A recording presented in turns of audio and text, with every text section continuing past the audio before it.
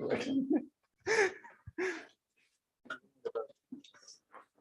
have to sit in a strategic location and then go.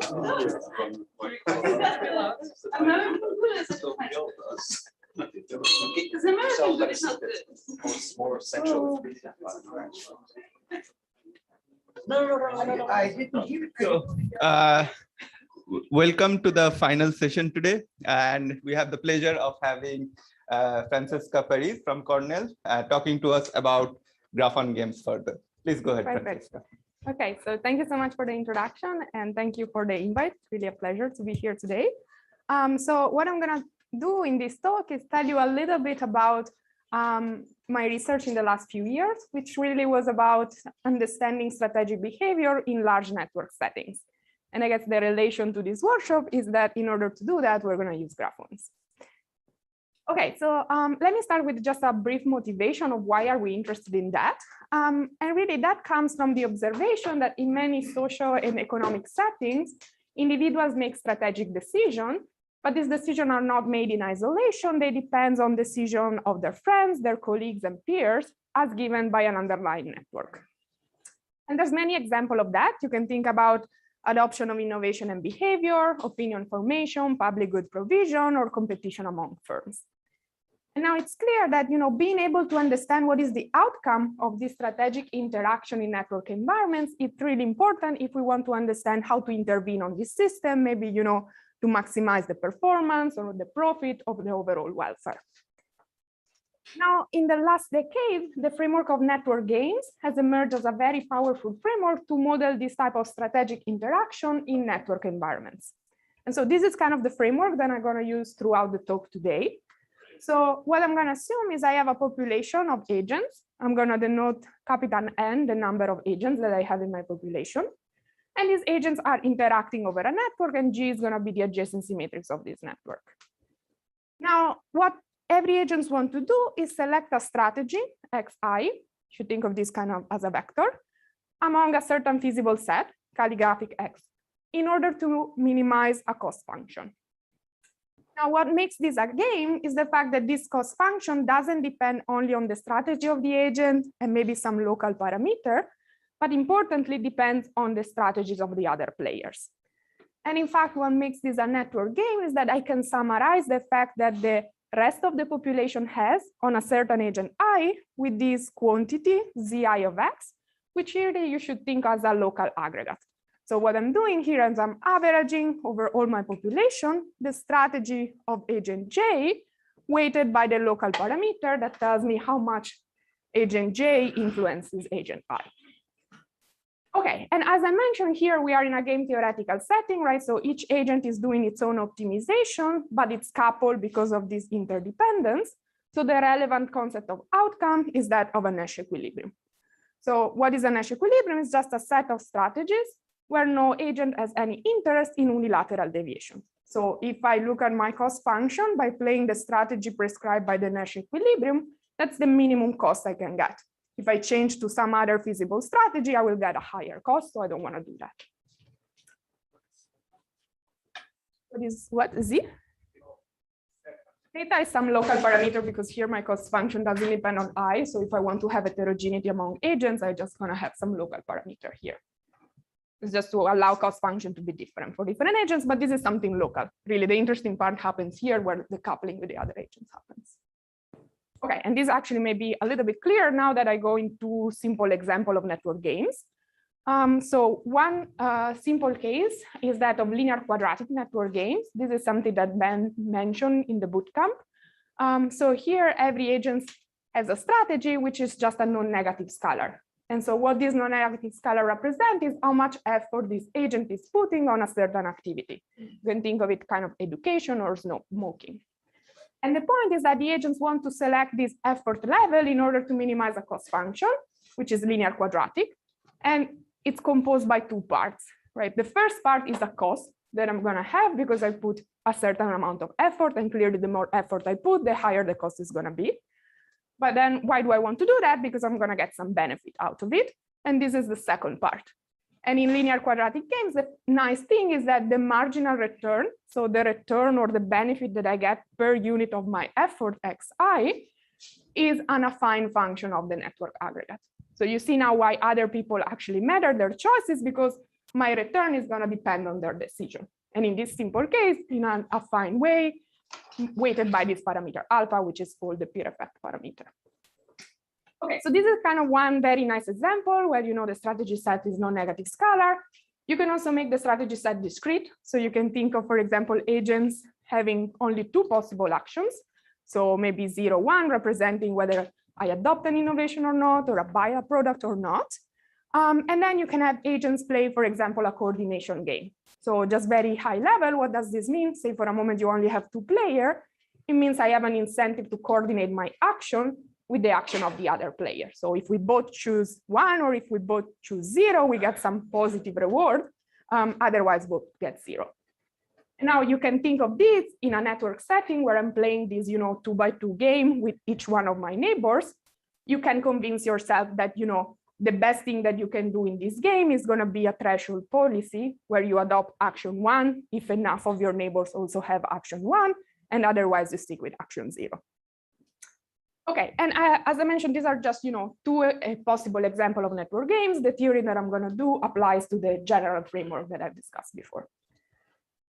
Okay, so what is a key question in this area of literature is, well, what is the impact that this underlying network structure has on the equilibrium outcome? And this is a question that's been investigated a lot in the literature. For example, people ask, how my position in the network gonna determine what is gonna be my action at equilibrium? And this started with this seminal paper here, where they look at the linear quadratic network model and they show there is a nice connection between equilibrium and centrality measure. So really like your position in the network, it's important for your equilibrium action. So for the existence of an equilibrium, is this condition xi greater than equal to 0 important? So in the previous slide, you had a condition xi greater than equal to 0. So is that... Oh, no. This is just one example. You're going to see in a minute conditions for existence and uniqueness. But in general, I'm going to work in this framework here where this is any vector. Yeah. Thanks. Yeah. Okay. So this is kind of relating, position of an agent to the equilibrium action. And then you can even ask, I'm from a control background, so maybe I want to intervene on this system. So I can ask the question where if a central planner wants to intervene on this system, can he exploit information about the network to do some type of targeted intervention? And again, this is kind of a general question that's been looked by many people in different settings. Again, like from this seminal paper, in the context of crime application, they look at which player should I remove in order to decrease the criminal activity the most. But then this has also been applied to optimal pricing. If you want to sell a good, for example, should you give different prices to different people depending on their network position if you want to maximize the reward? Or this is a paper that Ben mentioned in the bootcamp. This is like if you want to allocate a certain budget, but your budget is limited, how do you do that to maximize welfare? And then finally, this is kind of in the coordination game that I mentioned before. Say you can kind of give this product for free to some agents. Which one should you choose such that at the end, the most of the agents will actually buy your product?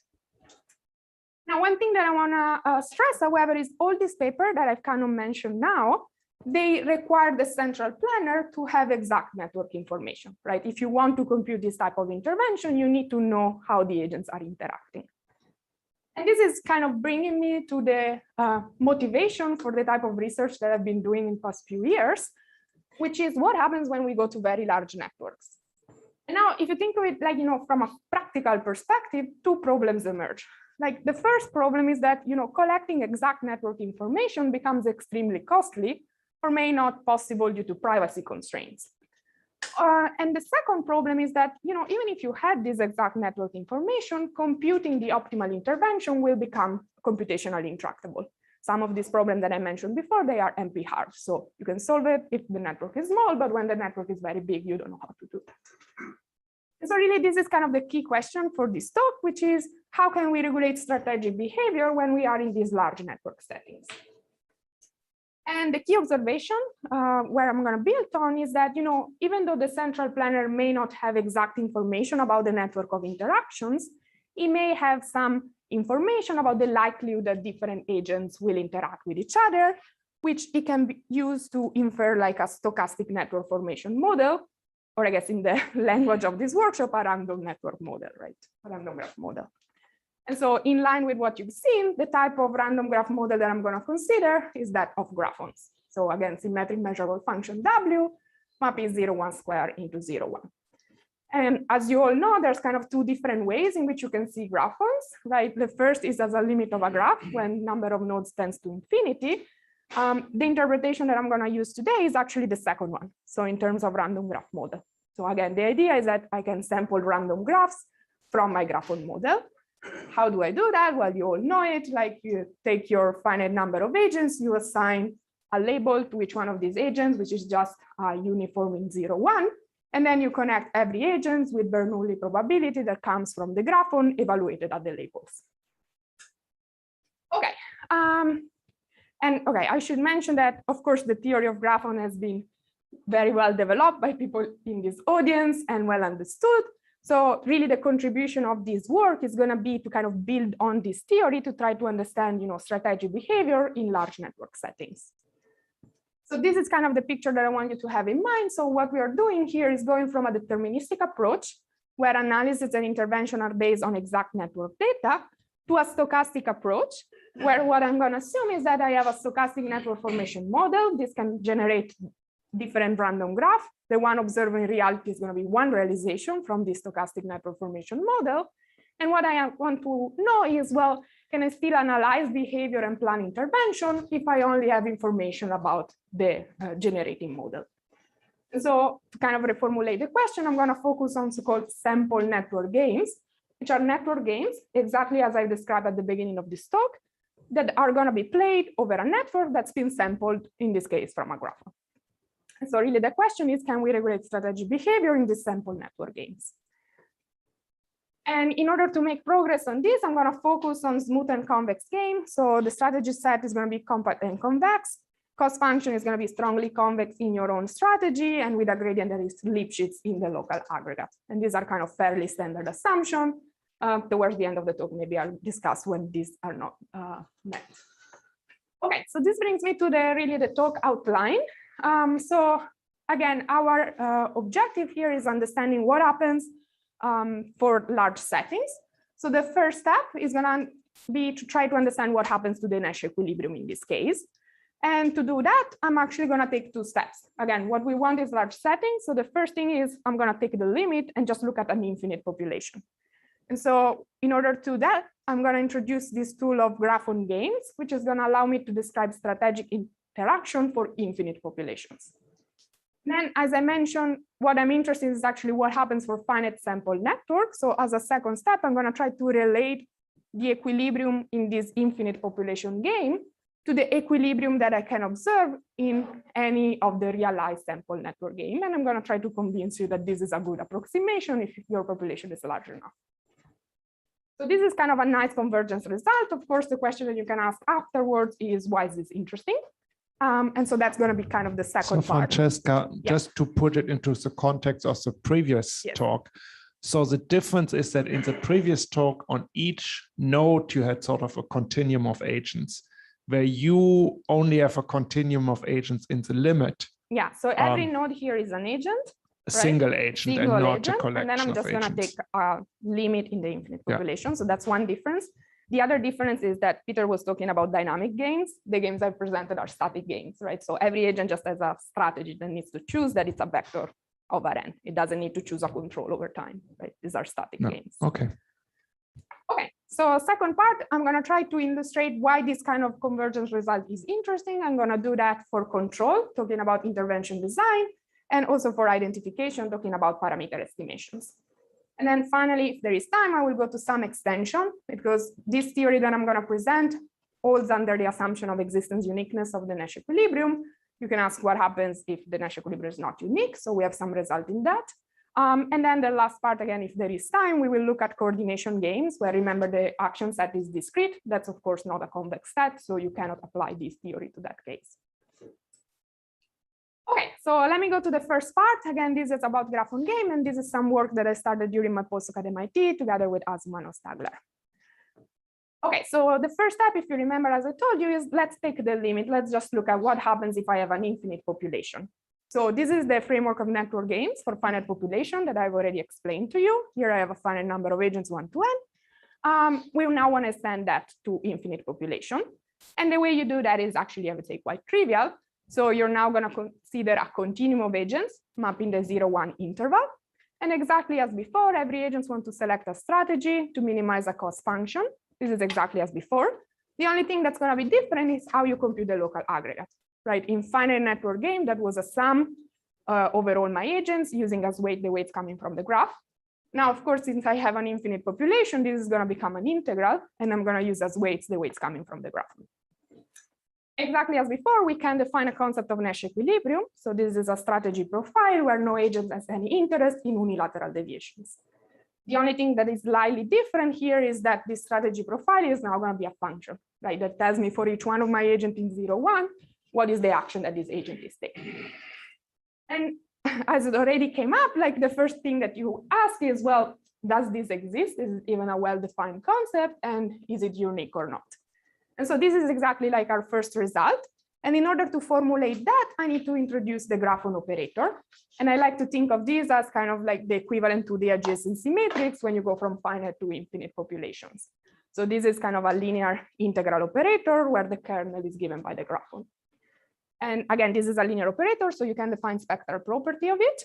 And it turns out that if you impose a condition on the maximum eigenvalue of this operator, you can guarantee existence and uniqueness.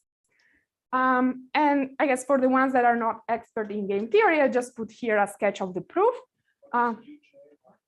Yes, these are kind of the convexity, strong convexity parameter and Lipschitz.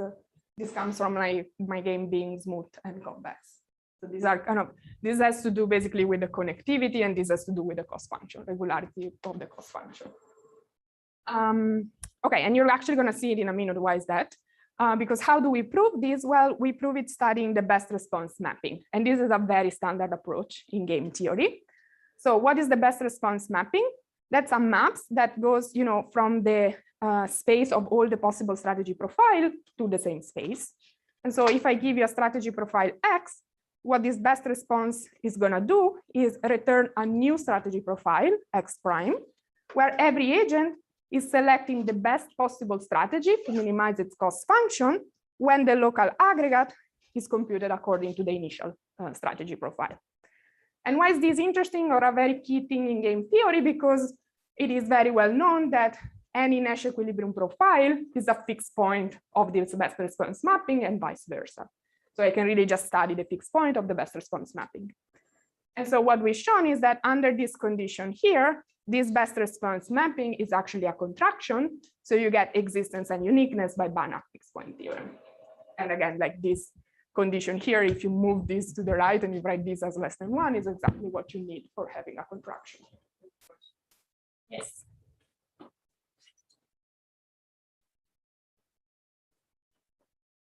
Thanks. Do you know anything about whether the necessity of this condition or, No.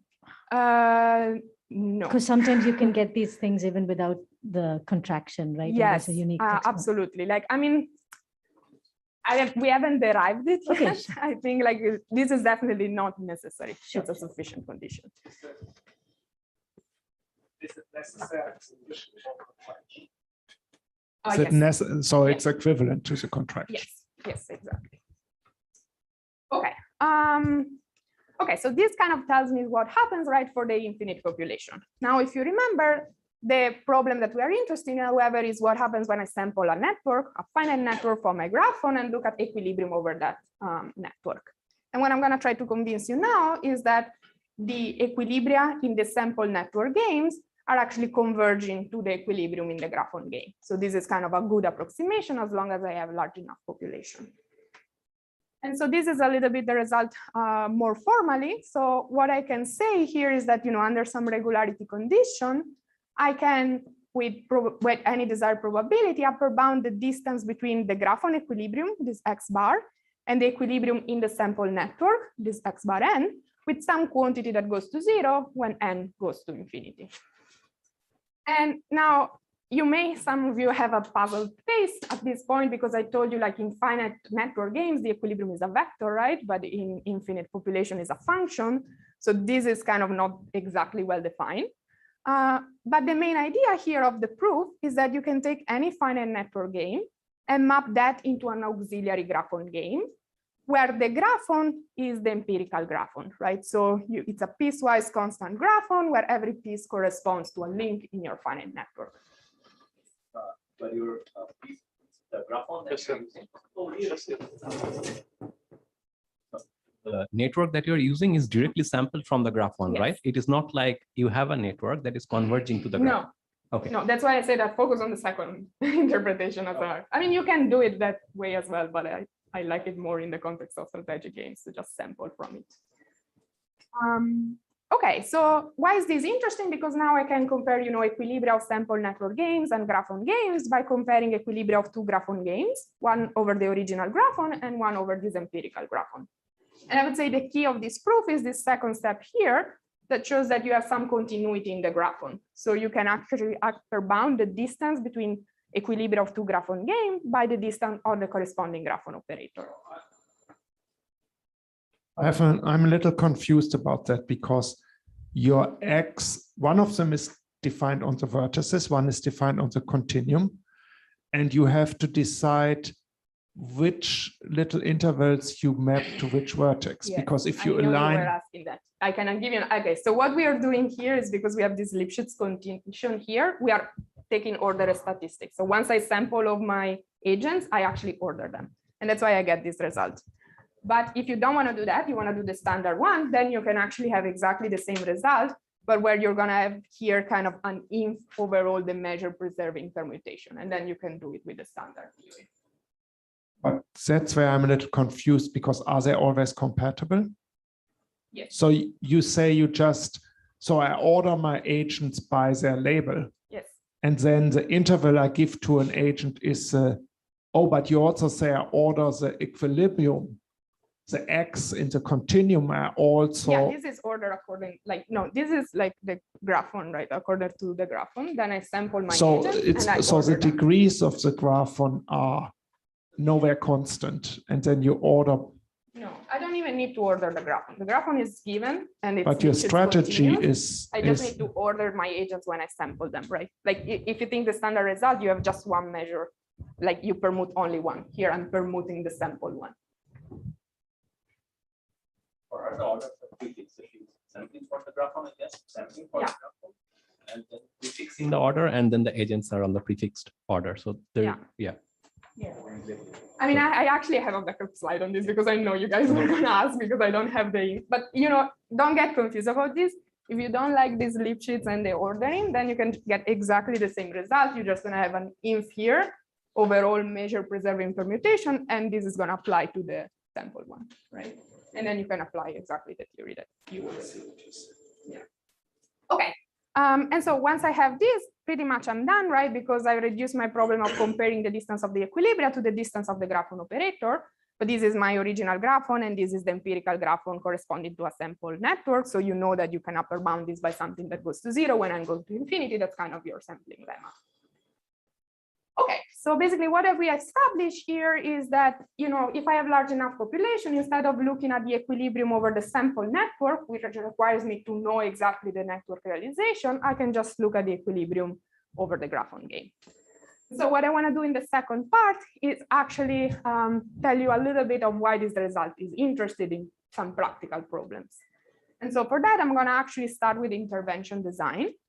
And here, the type of question that I'm going to address is, can I use this convergence result to find new ways in which design intervention for my game that are near optimal, but most importantly, computationally tractable when I have large populations? And so to kind of make this a little bit more concrete, I'm going to focus on this particular intervention design problem, where I have a central planner that can modify this heterogeneity parameter theta I from theta I to theta I plus theta hat I. And he wants to do so in order to maximize the welfare of the population at equilibrium. So for those of you that don't know the welfare, that is just minus the sum of the cost function. So I'm trying to kind of make all my agents happy. And what is the problem here is that my central planner has a limited budget for this intervention, so it needs to decide how to split it among all the agents. Now, this problem that I brought down here is the problem for the sample network, right? So in order to solve this, you need to know the network. And the other problem is that it scales with n. I need to decide exactly what intervention to give to each one of my agents. So solving this problem is actually computationally intractable if you have more than a few hundreds of agents. Now, if your game has a special structure like this linear quadratic game that I mentioned at the beginning, Ben kind of presented some insight of how you actually can compute the solution based on spectral properties of your network. Apologies. Yes. With the phrase computational intractable, we can mean lots of stuff. Now, Yes. you mean practically. Practically. I mean, I can tell you this problem here. The utility is a convex program at the end of the day. If your game is linear quadratic, for example, this is a convex problem. You can reformulate it as an SDP, but this SDP is going to be dimension of number of agents. So, you know, it is convex, but if your population is too large, you won't be able to solve it. And just because you say LQ, in my perspective, the cost function, I want to be convex, so the objective is concave. Or you can reformulate because if No, it's I'm just trying to see, an like, if I SDP. follow the econometrics, the classical econometrics argument, I don't see why I need to be LQ game. I claim that any game, this is a convex program at any case, not only in LQ. I mean, honestly, I haven't thought about the general case, but where the general case is when J is a concave, I mean, is a convex function. Right, this is a convex function Yes. of X, but you're kind of, yeah, you're minimizing this convex function of S, I guess. Yeah. So you're really Yeah. right. Yeah. I mean, honestly, I worked the detail for the linear quadratic case, and I can tell you it is convex in that case. I may be convex even in general. I see the problem with SDPs. With everything, I would like just a clarification of what means the intractability here. Yeah. This means, like, you know, it's actually a convex nice problem, but the number of variables is very big. Okay. Yeah. Sorry, Clear. I'm not being CS precise on the Thank you. computational intractability. Okay, so what I wanted to mention, however, is that, you know, even if you were able to solve this network optimal policy, say it is computationally tractable, you were able to solve it, this requires for you to know the network, right? And so instead we wanted to understand, okay, what happens if my central planner doesn't have this network information, it only knows where the network has been sampled from. And so what we propose here is kind of an alternative approach based on this convergence that we have. And so the idea is to design an equivalent problem for the infinite population, so in the Graphon space. And this is what that problem would look like. Now, of course, I have an infinite population here, so my optimal intervention is going to be a function. Let me call it beta hat star. Now, once I have that, what I can do is kind of design an intervention for the sample network, where what I do is give to every agent I an intervention that is proportional to this optimal function evaluated at the label UI of my agent. And what we've shown is that kind of a corollary of the convergence result that we have before is that this type of intervention here is asymptotically optimal. So again, what is the big advantage of this? I just need to know the Graphon model to compute this type of intervention instead of the network realization. Now, of course, the other thing that I've mentioned before is that I want this to be computationally tractable. I want to be able to solve it. In order to apply this, you need to solve this optimization problem. And here it seems I made things worse, right? Because this is now a problem in function space. But what we have are some nice results that if your game has a nice structure, like for example, the aggregate enters in a polynomial way, and if your Graphon has a nice structure, for example, it is finite rank, then you can actually solve this. You can reformulate it as an optimization problem of small dimension that you can solve. Okay, and this is kind of an application of this theory. So what we consider here as a Graphon is a stochastic block model with 4 communities. And what you see here is the improvement in welfare with respect to a homogeneous allocation. So homogeneous allocation would be I give the same budget to everyone, forgetting about network information at all. And here you see like this case study for different population sizes. And here you have the 3 types of intervention that I discussed before, right? The network optimal would be solve this problem that really depends on the network. That's of course the best thing that you can do if you are able to solve that problem. But you see here, this was kind of me trying to solve it on my laptop. I wasn't actually able to solve it when I have 1,000 agents. The network heuristic is this heuristic that I mentioned based on spectral properties. That's of course nice to compute. You only need to compute the dominant eigenvector, but the performance degrades with the population size. And then finally, the Graphon optimal is the one based on solving the problem for the Graphon optimization, which in this case, since I have a stochastic block model with 4 communities, is just an optimization problem with 4 variables. So it's something you can really brute force solve. And you see that, this is kind of the best of both worlds because it's really easy to compute, and it also has very nice performance in terms of welfare. And in fact, we are guaranteed by our theorem that this is going to be asymptotically optimal. So kind of the summary of this part is that using this Graphon approach, we can compute interventions that are tractable, asymptotically optimal, and do not require information about the exact data. One question for the previous slide. The sampling intervention that you have, I see a formula. Is it obvious why this should be the formula that you would follow? It is a formula that connects the solution that you have from the Graphon game to the... Yeah, I mean, the intuition for this is, think of this label here as the type of the agent, right? So what is this telling me here is what the best thing to do for each agent, depending on their type. Now, when I sample my network, I assign a type to each one of my agents. So it kind of makes sense that, the intervention that you should do, if I didn't have budget constraint, would be this, right? But then once you do this, then this will not stop exactly to the budget that you have available. So this is just a normalization to make sure that everybody, that I actually allocate my entire budget in a way that's proportional to what I would do for the infinite population. Again, an optimization CS question. Do we know that this is the optimal? No. Okay. I just know that if you do this, this is going to be asymptotically fine. optimal. Okay. I don't know for finite populations. I mean, actually, no, it's not optimal, right? For finite population, what you would do is solve this problem. This is always going to be better.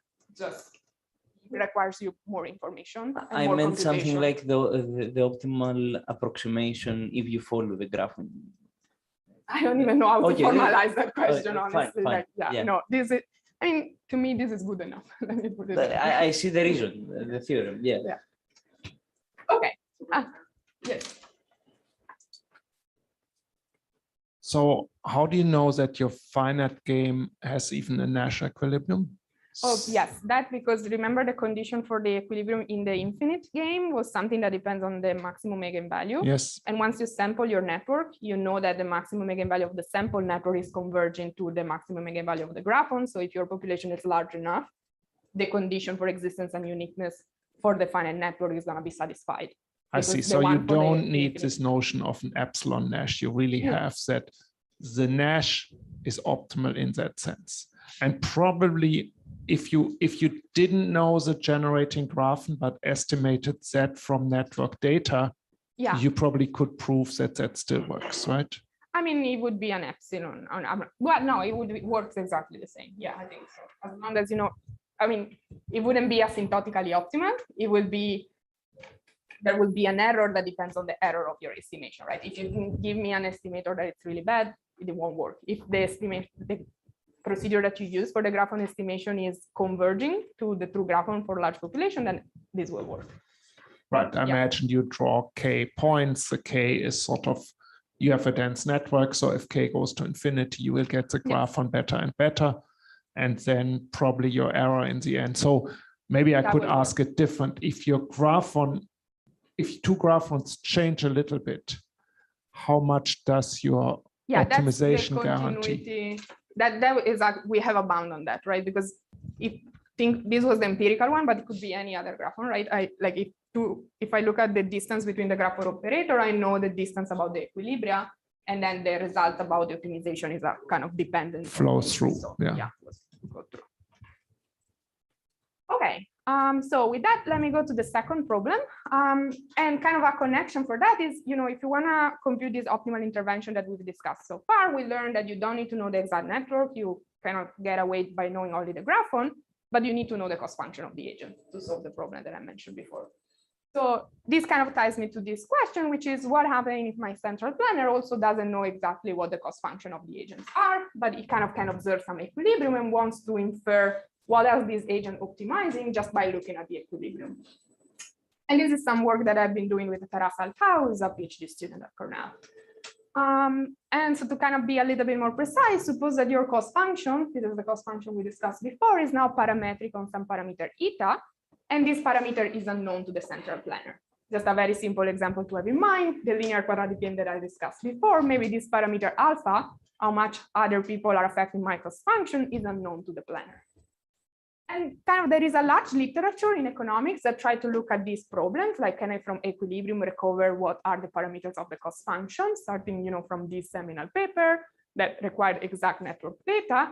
And then there's been recent extension for kind of the linear mean model, which is really similar to kind of this linear quadratic game. So again, the point here is that the network aggregate enters in an affine way. So what we wanted to try to address is this problem, but when we have a generic network game, as I introduced in the first part of the talk. And again, we don't know the network of interaction on the agent.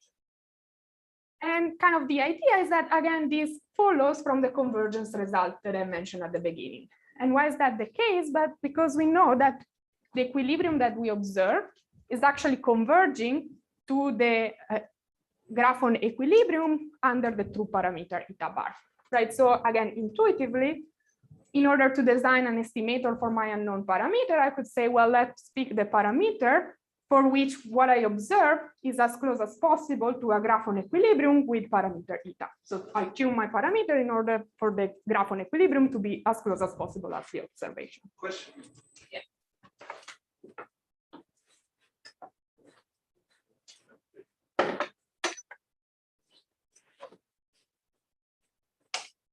So for finite n, there should be n parameters, right? I mean, one per agent, eta 1 up to No, eta here n. we are assuming the parameter is the same for all agents. I see. Like Okay. if I go back, this alpha here is actually the same for all agents here. Okay. No, it does not depend on W. Alpha is doesn't have, this is a parameter in the cost function, has nothing to do with the connectivity. No, that's Z.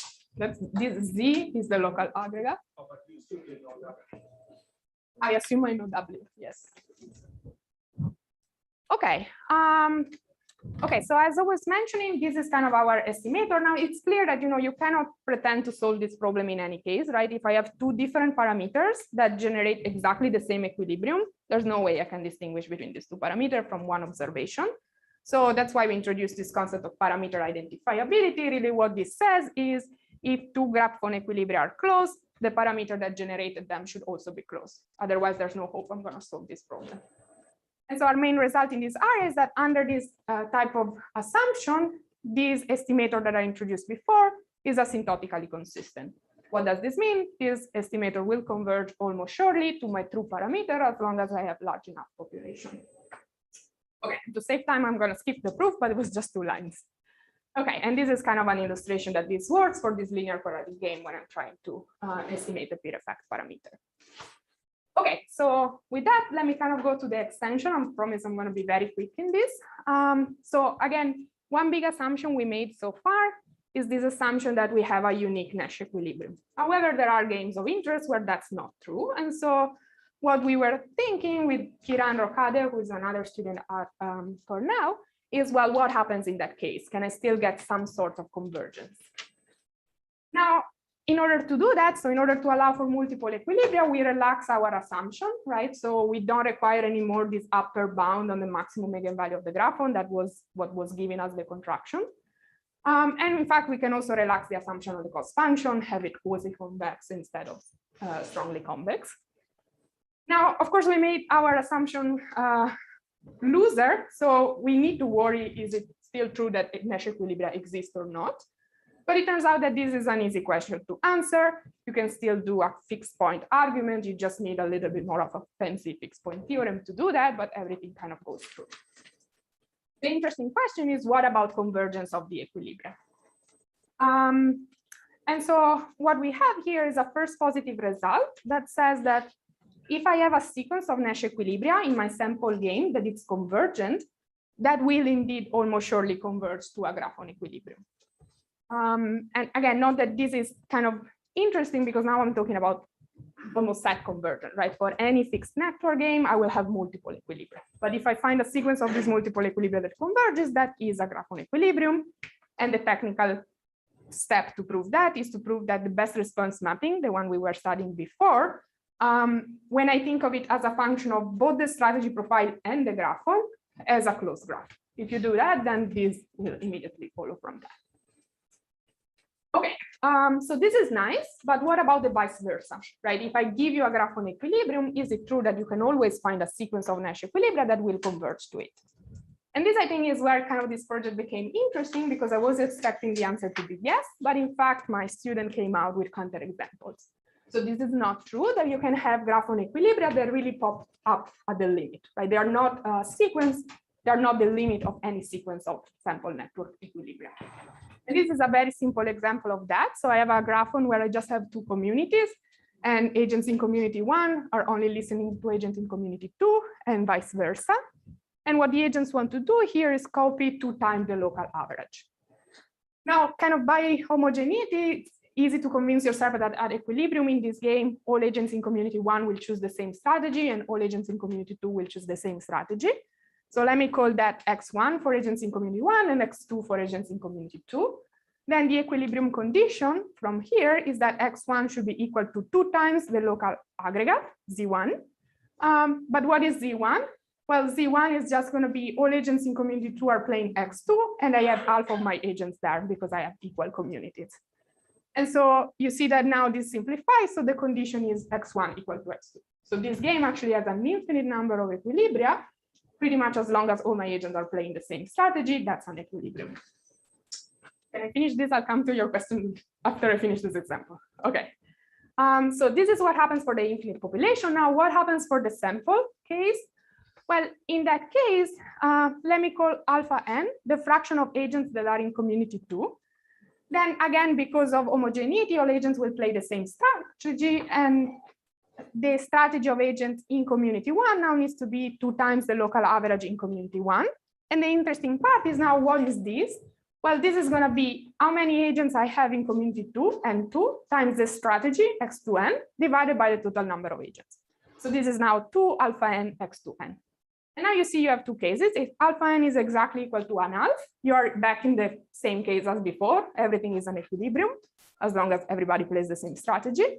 But if alpha n is different than 1/2, then the only solution to this is 0, 0. And why is this interesting? Because when I sample my population, I have that infinitely often in n, I'm going to be in this case here. So infinitely often, my game will actually only have the equilibrium 0, 0. So I cannot find a sequence of equilibria in the sample network games that will converge to some equilibrium that is not 0, 0. Right? So this shows that basically I don't have this convergence.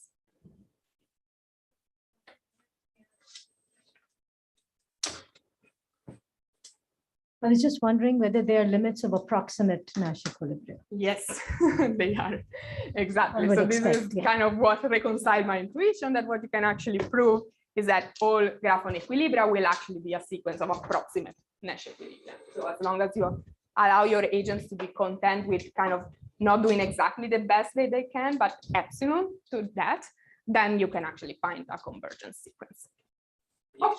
Sorry, so this is totally aligned with what we say in game theory that says that the epsilon Nash equilibria are not necessarily close to the Nash equilibria. Absolutely. Okay. Yes. Yeah, like this game here is an example where you have one Nash equilibrium, 0, 0, but all the strategies where all the agents play the same is going to be an epsilon.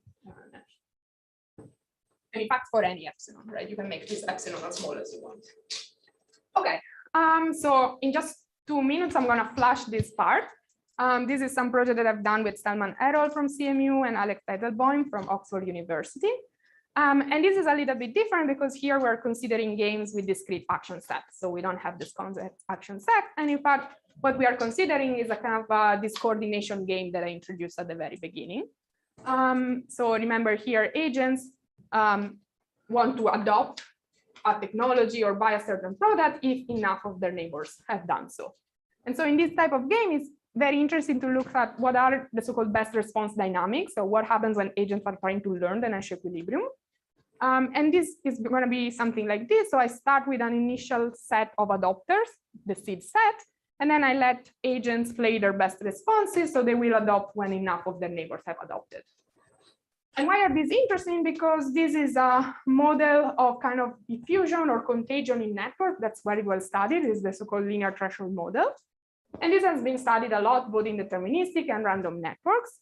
And as I mentioned at the beginning, a very interesting question is, how do you choose the initial seed set in order to maximize contagion? And this is a very famous work from the CS community, where they show that a greedy heuristic is effective if the thresholds are random.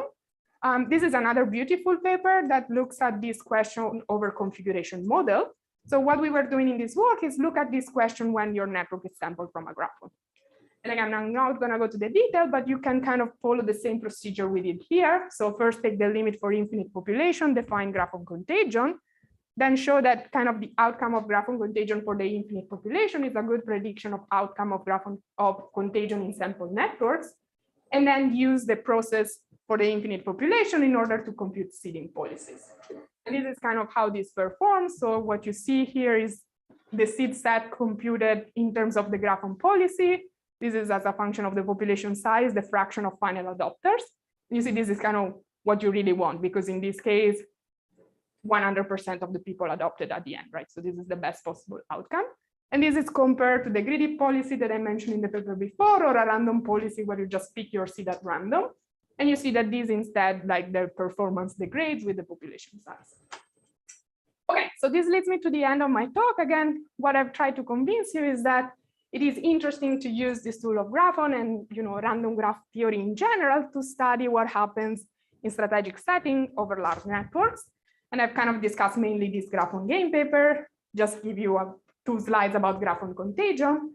And if you're interested in more about this, we do have a review paper where we discuss kind of a little bit where the literature is.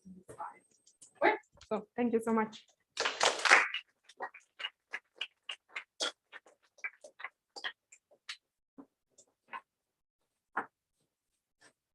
Thanks for the very nice talk. Questions up? Thank you for the nice talk. I have a question regarding the intervention part where you solve the problem in the limit. I think you mentioned we need some structures on the cost functions and block structures. Yeah.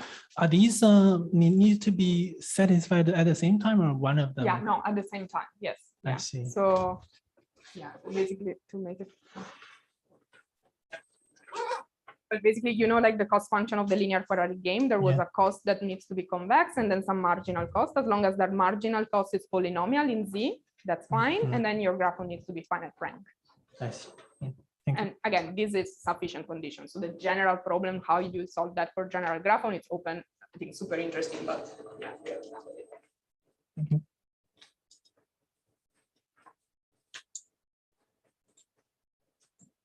In the beginning, you mentioned the connection to the distribution of centrality measures. Can you elaborate a little on that? Yeah, so if you have a linear quadratic game, like the one I showed you in the very first slides, the equilibrium of that is going to be Bonacci's centrality of the player. Just compute Bonacci's centrality of your player, that's the equilibrium. Yeah. And in fact, another nice connection maybe of that linear quadratic game, if you compute the best response dynamics, that's going to be the Groot model of opinion dynamics. So that's kind of, as a side, a lot of models that people studied. Maybe in the interest of time, we'll take one final question when Sonia is setting up. Go ahead. I can give you, Out of curiosity, the existence somehow says to me that the membership of the equilibrium is again in the PPAD. Do we know if it is complete? So can I create a Graphon that will give me also the worst case, the bad example that we have, the PPAD hardness of the Nash equilibrium from a normal form game? Can I have that? Do I know that the Graphon equilibrium, the Graphon Nash equilibrium is PPAD hard? I honestly haven't thought too much about it, but I would say probably yes, because of this result that you can take any finite network game and encode that into a Graphon game. So if you have a network game finite that has Okay, that complexity, then the Graphon I'm game not will have the totally same. familiar with the graphons and how the continuity goes Yeah. back and forth. No, That's but it. like it's not a continuity thing. You can just take any finite network game And and just map that, construct a Graphon game which Okay, will have okay. exactly the same equilibrium. Okay, So if so you it- can compute that Graphon equilibrium, you will be able to compute the one for So the real network. question So, is if it is a member, because I can surely include the bud distance. So, okay, yeah, from a basically normal you can formulate Okay, it as a network game. thank you. Yeah.